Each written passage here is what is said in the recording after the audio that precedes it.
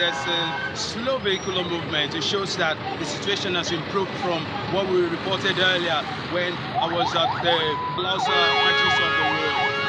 This morning, traffic management officials were able to move the tanker that was on fire last night. Were able to move the impediment of the road and the traffic situation that a lot of Lagos residents witnessed this morning was caused by that tank accident. And a lot of frustration, people trekking from one point to the other. It's a busy day for traffic management officials as well, who have been at different sections of the road trying to manage the situation. And of course, it seems that the situation has improved from the last time. Discuss more about this issue, we're being joined by the Lagos Sector Commander of the Federal Road Safety Corps, Mr. Hyginus Omeje. It's a pleasure having you with us. Thank you very much. Now, we want to understand what really happened this morning. We've been hearing conflicting reports. Some say it's the domino effect of the accident, the explosion that occurred at the Lagos-Ibadan Expressway last night. Yeah. It's just the ripple effect of that yesterday's crash on Long Bridge, precisely outward Lagos. A fully loaded tanker carrying AGO had a lone crash and spilled the contents.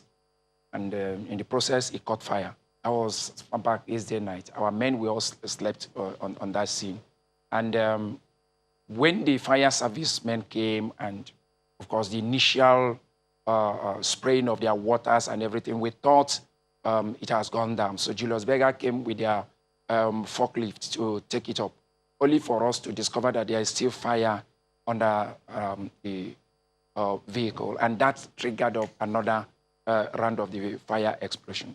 At this point, the fire service had even exhausted their water. They had to go again for reinforcement, and it was on that second reinforcement that we were able to put it off. And then I said, okay, this time around, we really need to give it a longer time to cool off. So it was really this morning. We had vigil there, let me say it that way. It was this morning that we were able to actually remove even Julius Berger have to come with their own water tanker too, and another heavier forklift, and we're able to remove it and clear it around 7. Now, all this while traffic outward Lagos was shut down, was on complete standstill. We had to do a counter flow, divert traffic to the other side to share the inward coming with those of them coming into Lagos. So with the volume and early morning rush, your guess is as good as mine. People going out and people coming into Lagos with our level of high level of indiscipline in terms of lane discipline when we try to share lanes like that, and we continued managing it. As we speak, the situation is very much better than what it used to be, even during the early hours of the day. Traffic outward Lagos is now moving out freely, but we still have this backlog, the spilling up to Apostolic Church at this. Then again, another crash also occurred at Ogudu early this morning. It was like adding salt to an injury. So we had to, again, the Ojata team had to also mobilize to go there to go and clear it. Don't also forget that we have a reconstruction work going on at Ojota proper. So it's a combination of factors with Lagos and the early morning rush to work. And the whole Lagos road is like a ring. What happened on the express, once it backs up like that, before you know it, Ikorodu Road will be affected. Before you know it, Third Mainland Bridge will be affected. It has been a Herculean task for all the officers of FRSC, LASMA, fire service operatives, the police, Trace, everybody, all hands have been on deck since yesterday night. Oh, Mr. Richard, talking about the Ojota axis, exactly. We had a few correspondents go there, and none of your men were on the ground. No. It's not as if none of us were on the ground. It depends on where from what position he was. I just told you there was a point in time we had a scene at the Ogudu axis. So when you get such a distress call, you also need to mobilize to that scene of the crash.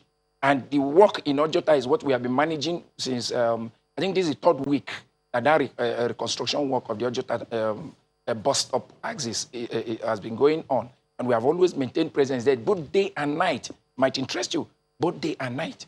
Can you just tell us, can you remind us again when the construction work on Lagos-Ibadan Expressway will end and they'll open up the roads again? And then can anything really be done to prevent or make it easier when these sorts of unforeseen accidents occur? Now, Macaulay, if you're looking at when Lagos-Ibadan work will end, that particular it could only be taken up I know if I read your mind, you are looking at the Kara section. The Kara section, yes. Which is the neck of that carriageway. I am believing Julius Berger, the contractor, they told us 29th. I passed through there this morning. I mean, they have gone, almost 90-95%. So we are believing God that by that 29th, they will open it as promised.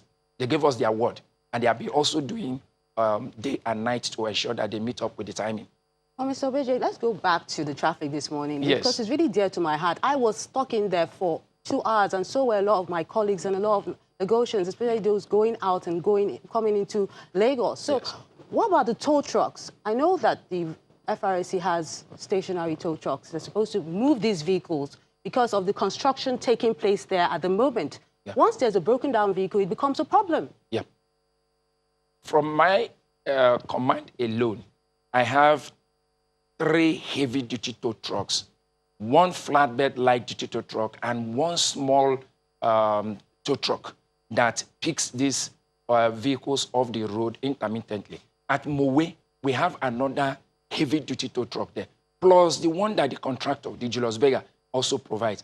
And we also call for collaborative assistance from Lasema and even this private tow truck. But Melinda, there's a problem. The moment there's a broken down vehicle and the tow truck moves it, remember that the tow truck is also bound to follow the build of traffic even before it can also get to where you have another breakdown. So if you are coming to your end here, you would have noticed that there's always 2 heavy-duty tow trucks there permanently at OPIC.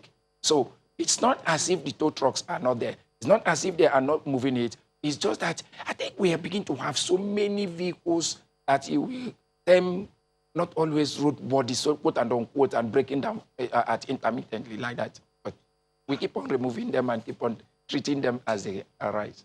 That's another discussion for another time. Day. Thank you so much. The Lagos Sector Commander of the Federal Road Safety Corps, Mr. Hyginus Omeje, thank you for sharing your thoughts with us on News Track. Thank you very much.